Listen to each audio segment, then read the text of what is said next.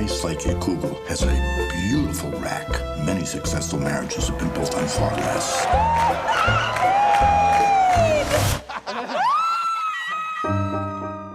Hello.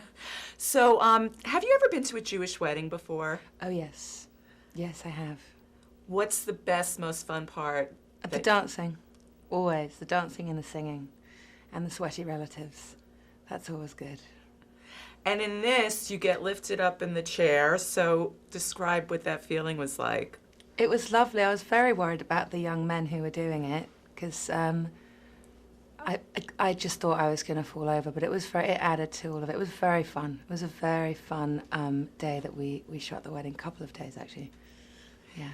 Did you feel like you were going to topple over at any moment? I did, but I thought that, it was quite good, and it would have been very funny if I had fallen off the chair. I think probably Robert Lantos secretly hoped that I might, but just because it would have been funny. This character, where did you find her? How did you develop her? Tell me about that accent. She was so much fun.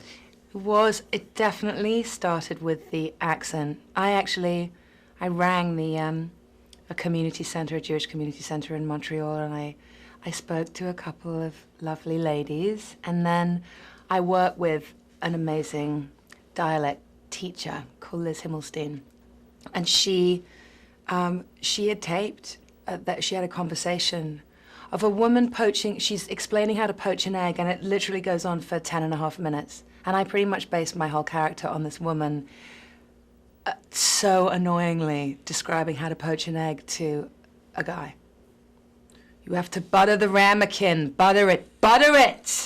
You have to butter it well. She's a nightmare. So that was it. That's where she came from. She was born. So obviously you could go right back into it very easily. I could, because I miss her. I miss her a lot, and I do talk like her whenever I can. I miss her. It's an amazing thing to be someone who's so broad, but very specific, very of a particular culture, very kind of flamboyant from the nails through to the hair, the clothes, even her sort of jacked up bosom. It was just fantastic. I loved her very much.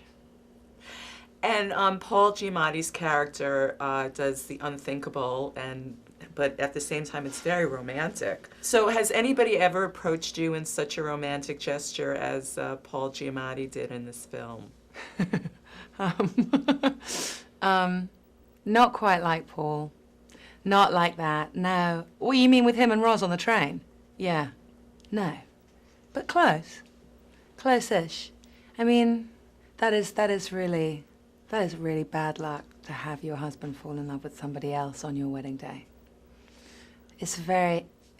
She reminds me, my character does remind me, it's a little bit like the Heartbreak Kid, you know, there's that element to it. And it's tragicomic, you know. Is there a story that you can share of a romantic? No? No. Okay. No. No, I can't. But yeah, I hope everyone's experienced some great level of romance in their life. Absolutely. Yeah. What's your next project?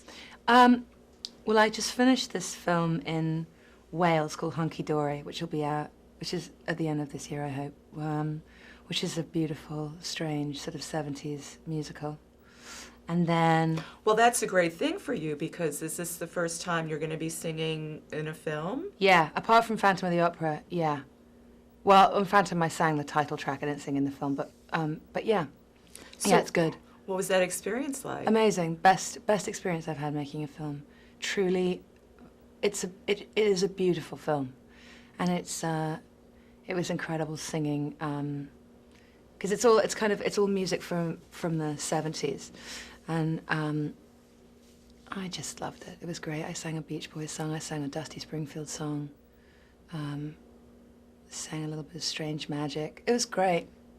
Yeah. Can't wait to hear the soundtrack. Yeah, it'll be great. I mean, I'm saying that, but it really should be. The orchestra in the movie of these kids, they were from, I think the age of about 7 to 17, and these kids have been workshopping for the last 3 years. So they played everything on all of the tracks. So you have Life on Mars by David Bowie, played by these kids incredibly. So it's amazing. It's all in. It's great. Yeah. Thank you. You're welcome. Okay. Barney!